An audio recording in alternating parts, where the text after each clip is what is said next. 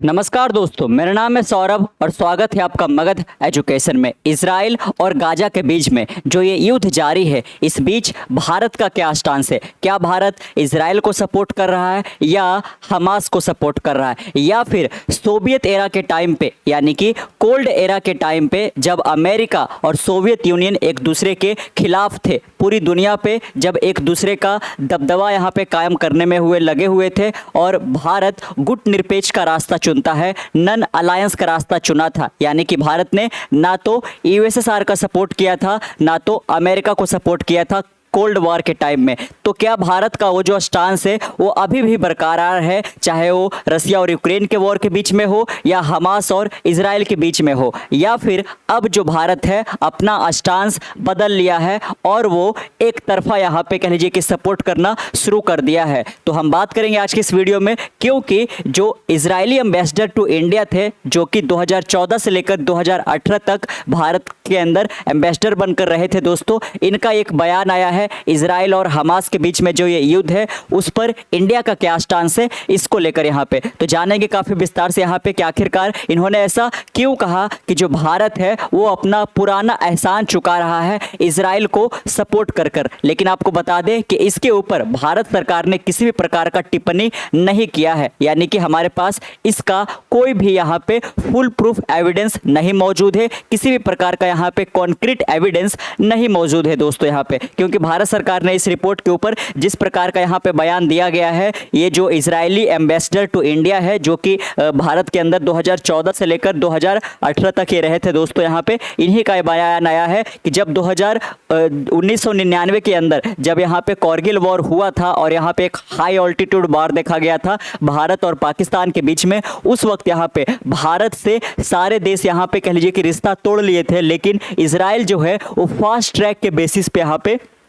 जो laser guided missile होता है और साथ में कई सारे यहाँ पे जो आर्म्स एंड एम्यूनिशन होता है वो भारत को प्रोवाइड किया था। अगर जो हम अमेरिका की बात करें तो अमेरिका कारगिल वॉर के अंदर यहाँ पे भारत को सपोर्ट करने से पूरी तरह से इनकार कर दिया था, और ना केवल अमेरिका खुद भारत को सपोर्ट नहीं किया था, बल्कि इसके साथ साथ भारत ने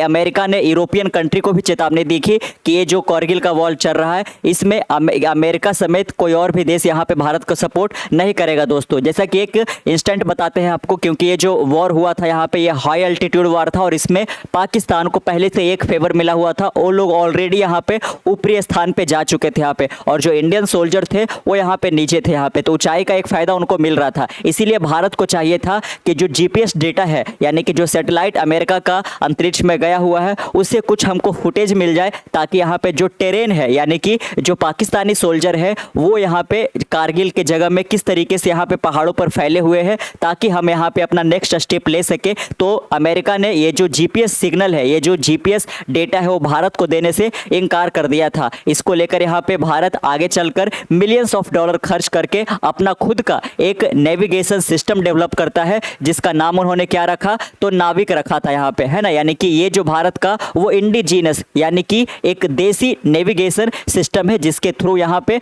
हम कह लीजिए कि इस तरीके के जो टेरेन होते हैं काफी मुश्किलात, वहाँ का डेटा यहाँ पे हम सैटेलाइट इमेज से पता कर सकते हैं। तो आपने जाना कि अमेरिका इंडिया को सपोर्ट नहीं किया था 1999 के वॉर में, और साथ में जो अमेरिका है वो इजराइल को भी यहाँ पे यही बोलकर रखा था कि इजराइल भी किसी प्रकार का इंडिया को सपोर्ट नहीं करेगा। लेकिन इजराइल अमेरिका के अगेंस्ट जाकर इंडिया को इंस्टेंट बेसिस पे, फास्ट ट्रैक बेसिस पे लेजर गाइडेड मिसाइल और कई सारे यहाँ पे कह लीजिए कि ड्रोन वगैरह सप्लाई किए थे। तो इसलिए यहाँ पे इनका कहना है। अच्छा, इनका नाम क्या है दोस्तों? तो आपको बता दें कि इनका नाम डेनियल कैमरॉन है। क्या नाम है इनका? डेनियल कैमरॉन है, जो कि 2014 से लेकर 2018 तक इजरायली एम्बेसडर टू इंडिया के रूप में यहाँ पे अपना सर्विस दे चुके हैं। इन्हीं का बयान आया है जब इनसे इंटरव्यू में पूछा गया कि क्या ये जो इजराइल और हमास के बीच में वॉर चल रहा है, इजराइल और गाजा के बीच में वॉर चल रहा है, उस बीच क्या भारत डायरेक्टली या फिर इनडायरेक्टली इजराइल को सपोर्ट कर रहा है? तो फिर इनका कहना था कि हाँ हो सकता है। यहाँ पे इन्होंने भी यहाँ पे फुल प्रूफ नहीं कहा, लेकिन इनका कहना है कि हाँ हो सकता है, क्योंकि भारत को भी इजराइल ने सपोर्ट किया था 1999 के कारगिल वॉर के अंदर। इसीलिए भारत भी यहाँ पे एक अपना पुराना एहसान चुका रहा है। इसीलिए इन्होंने बोला है कि भारत एक रिटर्न ऑफ फेवर दे रहा है, यानी कि एहसान चुका रहा है। आप देख सकते हो इनका स्टेटमेंट क्या है। इंडिया में भी supplying Israel weapon to return a favour claim former ambassador. तो ये जो फॉर्मर एम्बेसडर है उनका कहना है कि भारत के द्वारा इजराइल को वेपन सप्लाई किया जा रहा है, क्योंकि इजराइल ने अमेरिका के ऊपर भी यहाँ पे कह लीजिए एक तरीके से स्लैम किया है, ये कहकर कि जो अमेरिका है वो इजराइल को यहाँ पे जो आर्म्स एंड एमुनिशन होता है वो बिल्कुल फास्ट ट्रैक बेसिस पे सप्लाई करना बंद कर दिया यहाँ पे। तो इस प्रकार के यहाँ पे एंगल निकलकर सामने आ रहा है, लेकिन आपको बता दें कि इस पर किसी प्रकार का कोई पुख्ता सबूत तो यहाँ पे नहीं है, किसी प्रकार का यहाँ पे कोई कंक्रीट एविडेंस नहीं मौजूद है जिसके बेसिस पे कहा जा सके कि हाँ भारत वेपन सप्लाई कर रहा है इजराइल को यहाँ पे। लेकिन इससे ही जुड़ा यहाँ पे कुछ दिन पहले एक समाचार काफ़ी ज़्यादा सुर्खियाँ बटोर रहा था, वो ये था यहाँ पे कि आप देख सकते हो Spain denies port call to vessel carrying shipment of arms to Israel from India. यहाँ पे कि स्पेन जो है जो कि आज के समय पे पूरी तरह से यहाँ पे वो कह लीजिए कि गाजा को सपोर्ट कर रहा है,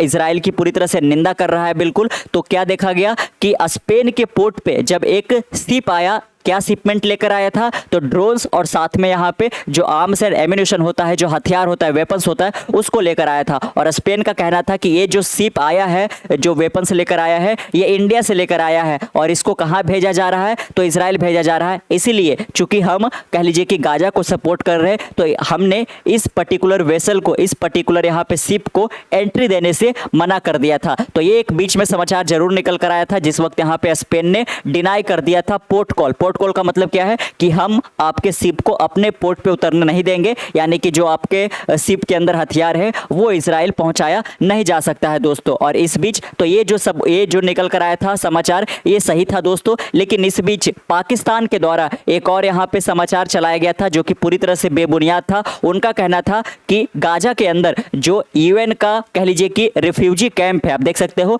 यूएन का यानी कि यूनाइटेड नेशन का जो रिफ्यूजी कैंप है गाजा के अंदर, वहां पे जो कह लीजिए कि यहाँ पे मिसाइल से अटैक किया गया था, वो मिसाइल मेड इन इंडिया था, यानी कि जो इजराइल अटैक कर रहा है, जिस मिसाइल का यूज करके गाजा के अंदर अटैक कर रहा है, वो मिसाइल मेड इन इंडिया है। इस प्रकार के जो समाचार है वो पाकिस्तान के द्वारा चलाया गया था, लेकिन आगे चलकर पता चलता है कि ऐसा कुछ भी नहीं था। तो ये वाला जो न्यूज़ था दोस्तों वो पूरी तरह से फॉल्स था। लेकिन स्पेन ने जिस शिप को एंट्री देने से मना किया था, ये कह लीजिए कि कुछ हद तक सही था दोस्तों यहाँ पे, जिससे ये लगता है यहाँ पे कि हाँ भारत जो है इजराइल को इनडायरेक्टली ही सही सपोर्ट कर रहा है, क्योंकि कह लीजिए कि खुले मंच पर यहाँ पे भारत के किसी भी कह लीजिए कि डिप्लोमेट के द्वारा या फिर विदेश मंत्री के द्वारा, प्रधानमंत्री के द्वारा ऐसा नहीं कहा गया है कि हम इजराइल को सपोर्ट करेंगे यहाँ पे और हम आर्म्स एंड एमुनिशन भेजेंगे, जिस तरीके से अमेरिका यहाँ पे इजराइल को सपोर्ट कर रहा है खुलेआम यहाँ पे, है ना। तो आप देख सकते हो the Spanish foreign minister says the Middle East does not need more weapon, it need more peace. आप देख सकते हो ये कहते हुए इन्होंने उस शिप को अपने पोर्ट पे एंट्री देने से मना कर दिया कि मिडिल ईस्ट को और ज्यादा हथियार की जरूरत नहीं है, बल्कि मिडिल ईस्ट को और ज्यादा शांति की जरूरत है, इसीलिए हमने इस शिप को यहाँ पे एंट्री देने से मना कर दिया। अच्छा, इस जो शिप पे जो ड्रोन था यहाँ पे जिसमें बताया गया कि लगभग 900 के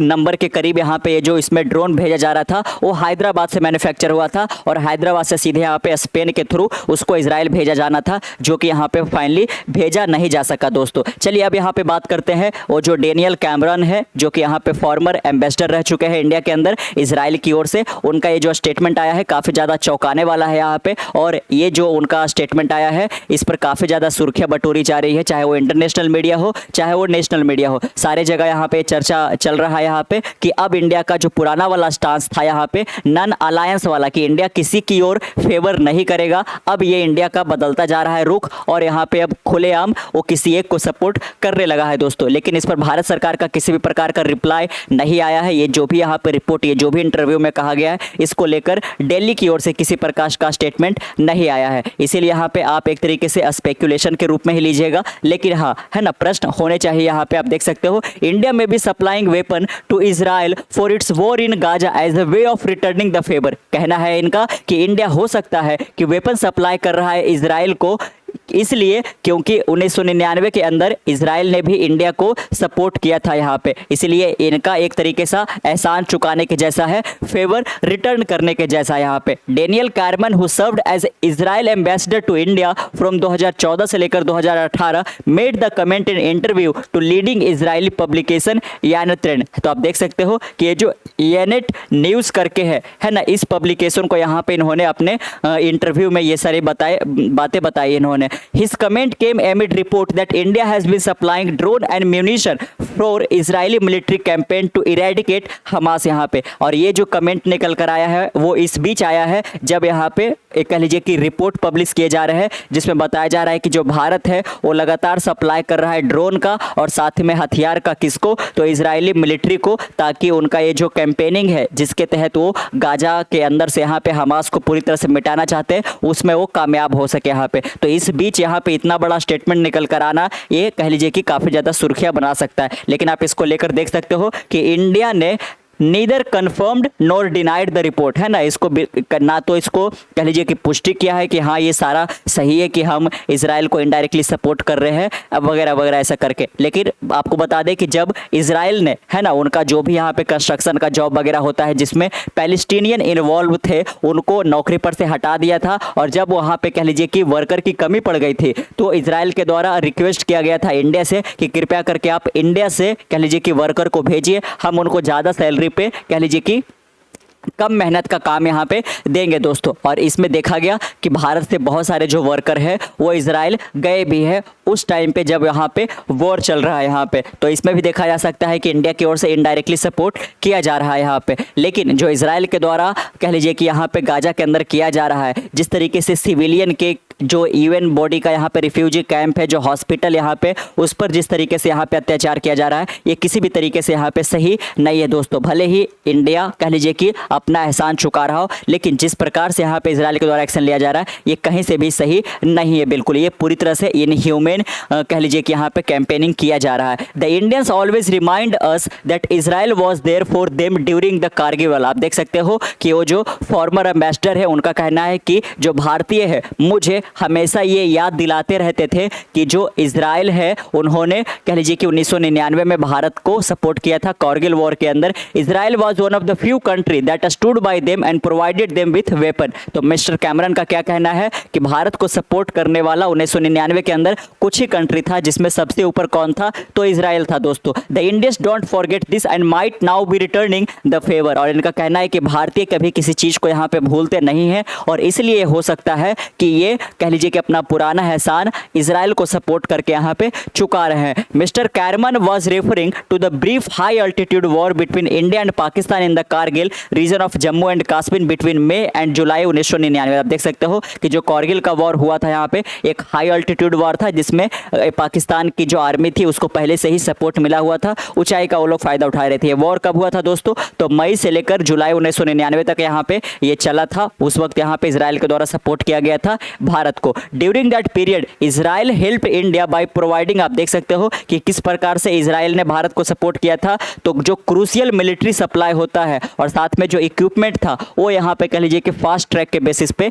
इंडियन आर्मी को सप्लाई किया था। इंक्लूडिंग उसमें क्या था, तो precision guided munition and surveillance drone, है ना, जो यहाँ पे हमने बताया आपको कि लेजर गाइडेड मिसाइल और साथ में जो सर्विलांस ड्रोन था वो यहाँ पे प्रोवाइड किया गया था इजराइल के द्वारा भारत को। यहाँ पे आप देख सकते हो यही एक बार फिर से यहाँ पे रेफर किया गया है जिसमें बताया गया है कि मई के महीने में जो स्पेन था उसने यहाँ पे पोर्ट कॉल देने से इनकार कर दिया था कि हम ये भारतीय जो शिप है जिसमें हथियार लेके जाया जा रहा है इजराइल के अंदर उसको हम जाने से मना करेंगे। आप देख सकते हो इनमें Spain refuse to allow ship carrying arms to Israel from India to call at its port. The country's foreign minister said in keeping with his commitment not to contribute to war, कि जो कह लीजिए कि foreign minister थे यहाँ पे Spain के, उनका कहना था कि हम किसी भी प्रकार से इस वॉर में किसी भी प्रकार का कंट्रीब्यूशन यहाँ पे देना नहीं चाहते, इसलिए हमने इस शिप को रोका है। फरवरी के महीने में a number of Indian media report said Delhi had supplied Israel with advance hums 900 drone manufacture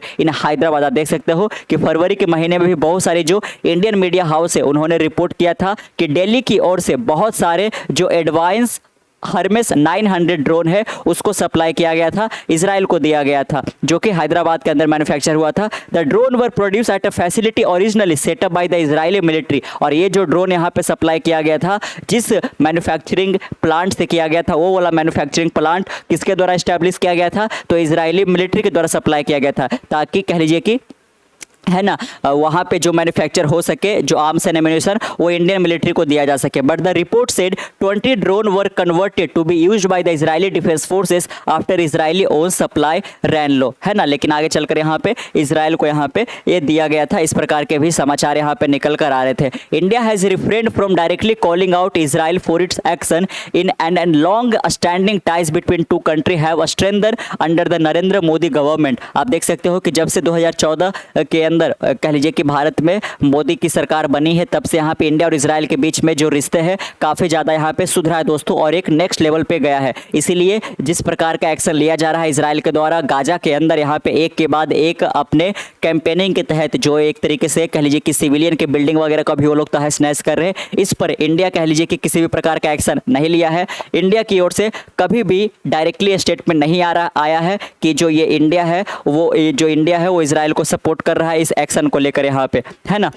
The Indian Foreign Ministry has called for a ceasefire to be agreed, however, as well as expressing its support for a two-state solution. लेकिन बीच में यहाँ पे जो Indian का foreign ministry यानी कि S Jaishankar के द्वारा ये जरूर कहा गया था कि अब जो वॉर है काफ़ी लंबा खिंच गया है और इसको अब यहाँ पे रोकथाम की ज़रूरत है, इसको सीज फायर कर दिया जाए और यहाँ पे जो टू स्टेट सॉल्यूशन है यानी कि इजराइल भी बना रहे और साथ में पैलेस्टीनियन के लिए गाजा भी बना रहे, और इसी प्रकार से ये चलता रहे। ऐसा नहीं है कि गाजा इजराइल को मिटा दे और जो इजराइल है वो गाजा को पूरी तरह से यहाँ पे मिटा दे। तो टू स्टेट का सॉल्यूशन यहाँ पे इसको सपोर्ट किया गया था इंडिया के द्वारा और सीज फायर की मांग की गई थी। India has been open about another form of support for Israel recruiting and dispatching. देख सकते हो यहाँ पे कि इंडिया ने इजराइल को डायरेक्टली तो सपोर्ट नहीं किया था, लेकिन एक अनदर टाइप से कह लीजिए कि सपोर्ट जरूर किया था जब यहाँ पे इजराइल के अंदर जो वर्कर है उनकी कमी पड़ गई थी, जब इजरायली सरकार के द्वारा पैलेस्टीनियन को नौकरी पर से निकाल दिया गया था। देख सकते हो recruiting and dispatching thousand of worker to booster Israeli economy after the Netanyahu government banned tens of thousands of Palestinian worker. कि जो नेतन्याहू की सरकार है वो लगभग यहाँ पे हजारों जो पैलेस्टीनियन वर्कर थे उनको बैन कर दिया, अब काम पर से हटा दिया। उसके बाद इनकी मांग की गई थी कि भारत सरकार भारत से जो वर्कर है वो इजराइल में भेजे ताकि जो इजराइल का इकोनॉमी है वो कह लीजिए कि यहाँ पे फ्लरिश कर सके, उसमें किसी प्रकार का प्रॉब्लम नहीं आए। तो इंडिया की ओर से बहुत सारे वर्कर जो है वो इजराइल गए भी थे वॉर के टाइम पे। इससे पता चलता है कि इंडिया इनडायरेक्टली इजराइल को सपोर्ट कर रहा है। और जिस प्रकार का ये जो बयान आया है डेनियल कैमरन के द्वारा, ये तो एक नेक्स्ट लेवल पे ही है। अब इस पर आप देखोगे कि कई सारे यहाँ पे कह लीजिए कि मीडिया हाउस में इसके बारे में और ज़्यादा चर्चाएं की जाएगी। लेकिन आपको बता दें कि ये भी जो रिपोर्ट है एक तरीके का स्पेक्यूलेशन ही कहलाएगा। इस पर किसी भी प्रकार का यहाँ पे कॉन्क्रीट एविडेंस अवेलेबल नहीं है, ना तो फुल प्रूफ एविडेंस है दोस्तों यहाँ पे। तो आपके इस पर क्या विचार है? क्या इंडिया इजराइल को ये जो सपोर्ट कर रहा है ये इंडिया को करना चाहिए? इंडिया को सही में अपना कह लीजिए कि जो पुराना एहसान है वो चुकाना चाहिए, या फिर जिस प्रकार से इजराइल यहाँ पे गाजा के ऊपर एक के बाद एक यहाँ पे मिसाइल अटैक कर रहा है जिसमें अब तक लगभग 35,000 से ज़्यादा लोग मारे जा चुके हैं, इसमें किसी भी प्रकार से यह एहसान चुकाने वाली बात नहीं है। आपका जो भी ओपिनियन है नीचे कमेंट बॉक्स में ज़रूर बताइएगा। मिलता हूँ कल एक नई वीडियो के साथ, तब तक के लिए keep learning keep growing. This is Saurabh signing off, see you next one, bye bye.